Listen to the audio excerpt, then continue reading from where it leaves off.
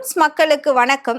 2026 சட்டமன்ற தேர்தல் ரொம்ப விறுவிறுப்பா நடந்துகிட்டு இருக்கு. தேர்தல் களம் சூடு பிடிக்க ஆரம்பிச்சிருச்சு. இப்படி ஒரு தேர்தலை இதுக்கு முன்னாடி தமிழ்நாடு சந்திச்சிருக்கா அப்படின்னு கேட்டா அது கேள்விக்குறிதான். ஏன்னா வழக்கமா தமிழ்நாட்டை பொறுத்த வரைக்கும் திராவிட கட்சிகள் தான் தொடர்ந்து ஆண்டுகிட்டு இருக்காங்க. இப்போ விஜய் தாவேகா அப்படின்னு ஒரு கட்சியை தொடங்கினதுல இருந்தே ரொம்ப பரபரப்பா போய்கிட்டு இருக்கு.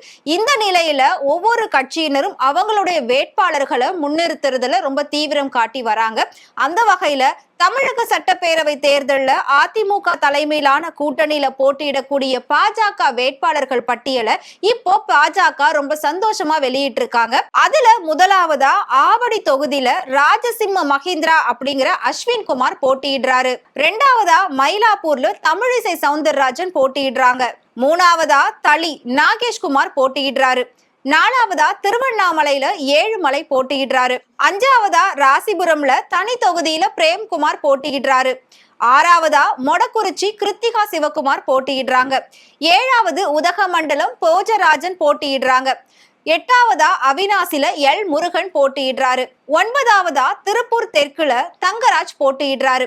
பத்தாவதா கோவை வடக்குல வானதி சீனிவாசன் போட்டியிடுறாங்க. 11ஆவதா திருவாரூர் கோவி சந்துரு போட்டியிடுறாரு. 12ஆவதா தஞ்சாவூர்ல முருகானந்தம் நிக்கிறாரு. 13ஆவதா கந்தர்வ கோட்டையில உதயகுமார் போட்டியிடுறாரு. 14ஆவதா புதுக்கோட்டை ராமச்சந்திரன் போட்டியிடுறாரு. 15ஆவதா அறந்தாங்கில கவிதா ஸ்ரீகாந்த் அப்படிங்கிறவங்க போட்டியிடுறாங்க. 16ஆவதா திருப்பத்தூர்ல திருமாறன் போட்டியிடுறாரு. 17ஆவதா மானாமதுரை பாலகணபதி போட்டியிடுறாரு. 18ஆவதா மதுரை தெற்கு ராம ஸ்ரீனிவாசன் போட்டியிடுறாரு.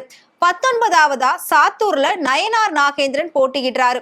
20ஆவது ராமநாதபுரம்ல நாகேந்திரன் போட்டியிடுறாரு. சோ இத்தனை வேட்பாளர்களையும் பாஜக சார்பில் முதற்கட்டமா அறிவிக்கப்பட்டிருக்கு.